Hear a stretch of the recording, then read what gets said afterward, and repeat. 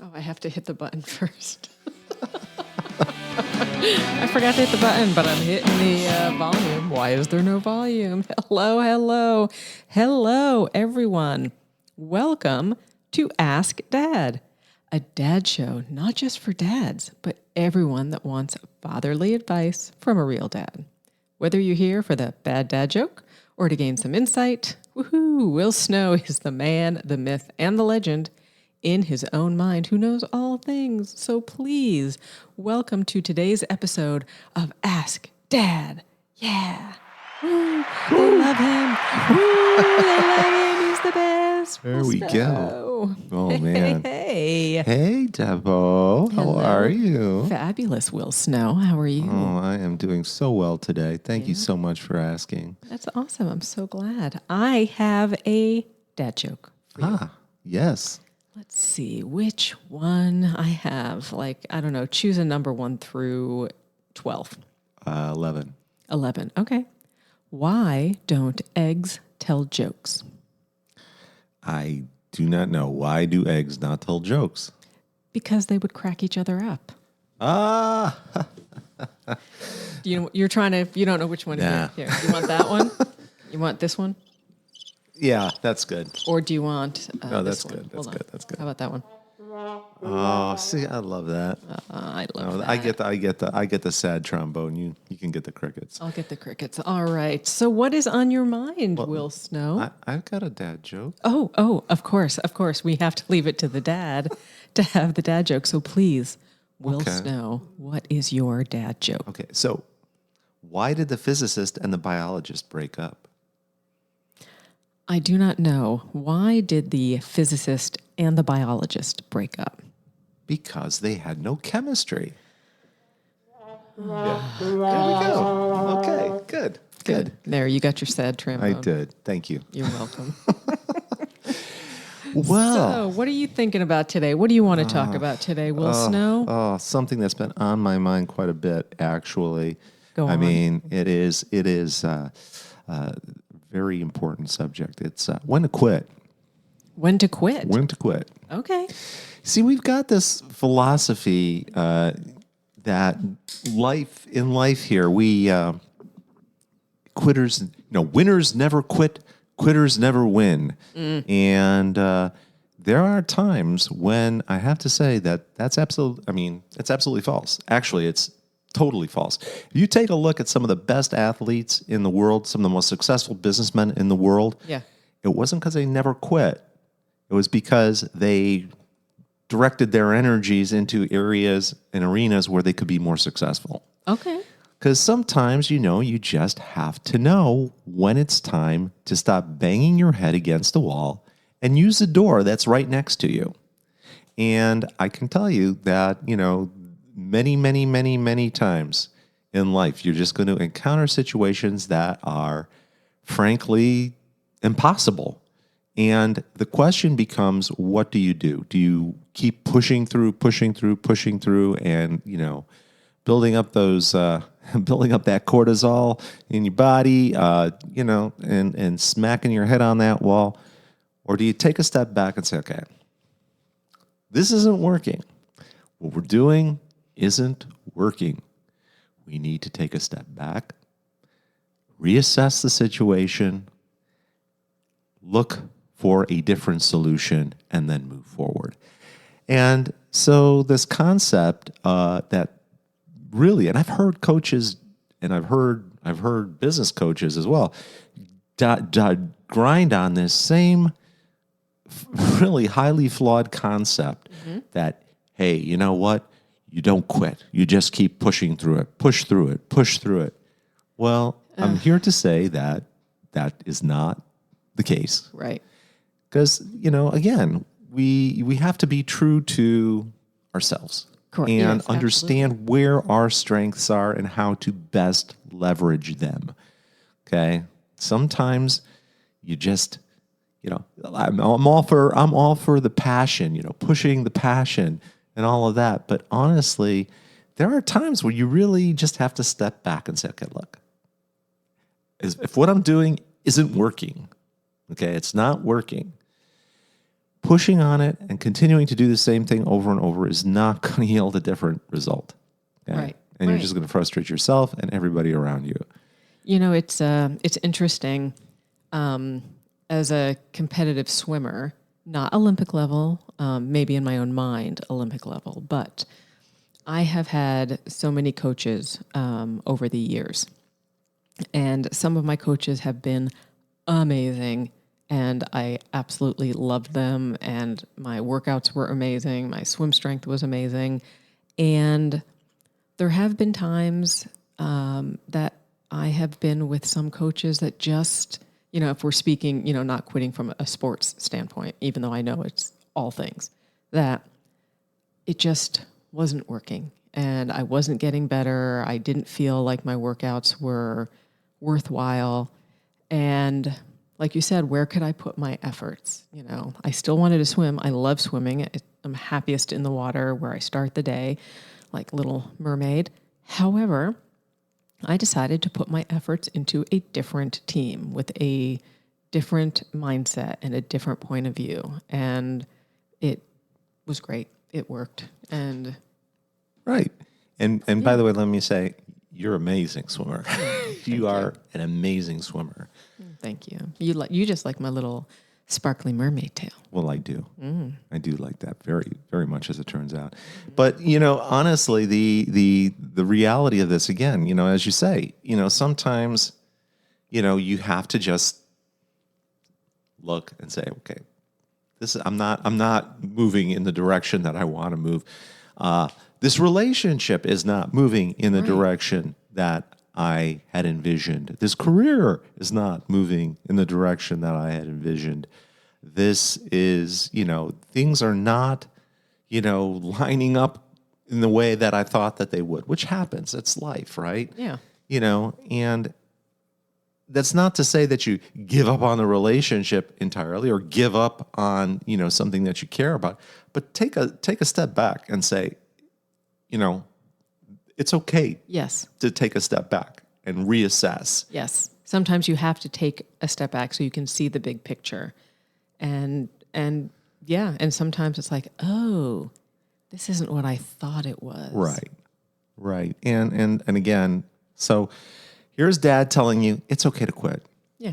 Okay. There's no glory in, you know, beating your head up against the wall. It just there's none. So stop it. Yeah. Yeah. Because first of all, you know, emotionally, you're going to hurt yourself, and no amount of quote unquote, I did air quotes, positive thinking is going to get you through. If I can just do this, and I know, and, you know, trust me, I have done all the motivational quotes and, you know, the daily affirmations, and it's great. You know, I'm not saying it's not great, but again, I agree with Will Snow. I mean, he does know all things, but yeah. Well, that is true. So, do we have any questions? We do. Let's see. Here's one. Speaking of quitting. All right. We're going to go with this one. We have Hannah B. from Bozeman, Montana. Bozeman. Beautiful city. Yes. Beautiful city. Yes. All right. I have a job as a salon receptionist. The owner of the salon, who is rarely on site, has cameras everywhere for security reasons. Last weekend, 2 of the technicians in the salon were having a conversation between service appointments, and they were complaining about their pay and some of the working conditions. All right. The salon owner came in the next day, told them that she was watching them on camera, heard their discussion, and fired them on the spot. What? Okay, there's more. Everyone is now terrified that she is constantly looking over their shoulders. They're walking on eggshells. My boyfriend said that I should quit and file a complaint with the state labor board, but I don't want to cause myself any issues. It's such a small town. What should I do? Holy crap, Hannah. Yeah. Well, thank you, Hannah, first of all, for writing. I appreciate it. You know, to all our listeners, we really appreciate you. Our subscribers, thank you so much. Thank you very much. We really appreciate it, and we do look at all your emails. We really want to hear from you. Hannah, here's the thing. Got to tell you, it's absolutely legal for employers to video their employees. And it's There's nothing that can prevent that, except they can't put cameras in areas that are private, like break rooms or restrooms, of course, or any area like a service room where, clients might be, getting, services or something like you cannot put cameras in there. But here's the thing. I'm listening. Now, Montana, as many states are, require both parties to acknowledge and agree to being audio recorded. Okay, so consent. Consent, correct. So you have to have dual consent. So if in your employment paperwork that you signed before you started working there, if there is something that you signed that said, yeah, I consent to be audio recorded, then you've got nothing that you could really do. Right. However, I will say that most people do not do that. Okay, there is not most of these small business owners, they, and some large business owners, they don't actually have a dual consent signed on file. So here's the thing: if you want to take a look at your employment paperwork and say, okay, this isn't here, then she has no legal right to be listening to audio recordings of her employees at work. And so your boyfriend is actually right. You should go to the state labor board and you should file a complaint. Absolutely, 100%. And I know that Bozeman's a small town. Well, it's not that small. It's pretty big, but not huge. And I understand that nobody wants to cause themselves any problems by complaining. I get that. All right. We all understand that. Nobody wants to cause themselves problems. But here's the issue is this. It's against the law. Right. It's against the law. And what is the law there to do? Well, the law is there to protect not just you, but everybody else. But the law doesn't work unless you make it work. Right. So if you turn a blind eye to something that somebody is doing that is entirely illegal, you're essentially part of the problem now. Right. If you know that somebody has done something illegal and you're not trying to rectify the situation, then you're part of the problem. Okay? This is this whole concept of being an individualist. Well, I'm not going to cause any problems for myself. Well, great. But what about the next employee that comes in, or the next, or the next? Right. So, societally, we actually have an obligation, not just to ourselves as individuals, but to the society that we live in, to use the laws that are on the books to protect all of us. So, as much as it's a pain to do, complaint to the state labor board would be in order here. Absolutely. And there's one other thing I wanted to bring up about something that you said, Will Snow, was if it was signed in their employment paperwork. Now, coming from a place that we've all had to sign so many documents, how many times do you actually sit and read through all the small writing? Not very often. And I think a lot of times, whether it's an external pressure or for me, it was always an internal pressure, like, oh, okay, it all says the same thing. I'm just going to sign it and go on with it. I want this job. I need this job. But as I've been getting older, I realized this is my life. Work is a big part of my life. It's, 40 hours a week for 5 days a week for so many decades. I want to know what the expectations are. And I also want to know what my expectations of them, the employer, would be. So it's okay to take your time, as much time as you want, to read the rules and regs. Yeah, read the fine print before you sign it. Now, right, so we have all these software agreements that are 500 pages long that everybody just clicks through. Mm-hmm. And what can I tell you? I mean, if you sign something without knowing what you're signing, you still signed it. You still signed it. But the fact of the matter is, again, I would be pretty much 100% certain that there is no clause on file in your employment paperwork that somebody can listen to your conversations and record them. I'm pretty sure, but I would be surprised otherwise from what I've seen. People put these security systems in and they think that they are, they can do whatever they want with them, and they can't. Right. So again, that's my dad advice. Don't just walk away from this situation. Just don't duck under it. I mean, you've got to protect the people that, are working there as well. Okay? I get it. I like it. Thank you, Will Snow. And thank you, Hannah, for the question. I think that is amazing. That was, yeah. And I just think about the jobs that I've had, especially when I was younger. Like you said, you don't want to make a stink. You don't want to cause any issues. You also don't want to jeopardize your job. But at the same time, looking back on all of it, was it worth it? Well, no. Right. Right. There's the answer. No, it absolutely wasn't. And this is why employers get away with such egregious, and I use the word egregious. He does. It's always egregious this and egregious that. And just egregious misbehavior. Right. He needs a better thesaurus. My sister and I were making, well, I don't want to say making fun because we love him. We were just giving him options because teasing is not love, as you probably heard in the last episode. We were giving him many options to use other than the word egregious. Well, I'll tell you what. This is something we can leave to our listeners. Send me your suggestions with respect to how I can get away from the word egregious, and we'll incorporate those in a subsequent show. That's amazing. It's shocking, hideous, horrendous, frightful, abhorrent, no, monstrous, harrowing, unspeakable, shameful. That is flagrant. Flagrant. I might use that one. Blatant. Scandalous.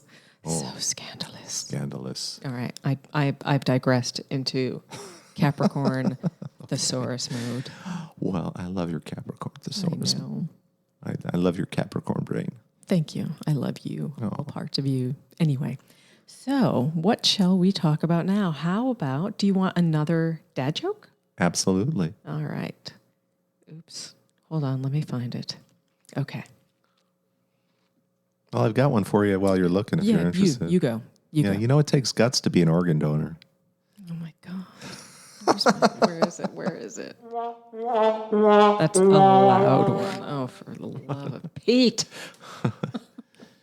All right. I'm going. He's giving me the hurry up.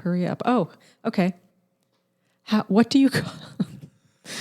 You may get this one. What do you call a dinosaur with an extensive vocabulary? What do you call a dinosaur with an extensive vocabulary? Thesaurus. Oh, God. You have to turn the volume up. That was laughter, though. You got the wrong one. Again. They laughed at me. He does not know the buttons on this thing. It's raw, but we're getting there. Yeah, maybe by our 100th episode, he may get it. Well, this isn't a corporate produced podcast after all. We don't have a team of engineers here trying to make us sound good. So no, he only has his lovely wife who knows all things about tech. That is true. You are the tech goddess. All right. Well, on that note, I just want to thank you all for tuning in to Ask Dad, the show of fatherly advice for all with a smattering of bad dad jokes. The love is real and the man is real. We'll see you next time. And until then, please continue to send us your dad jokes, different synonyms for egregious, and questions so we can talk about it all to will@IWillAskDad. So send us all. Send us the good. Send us the bad. And send us the dad. Yeah, I got it.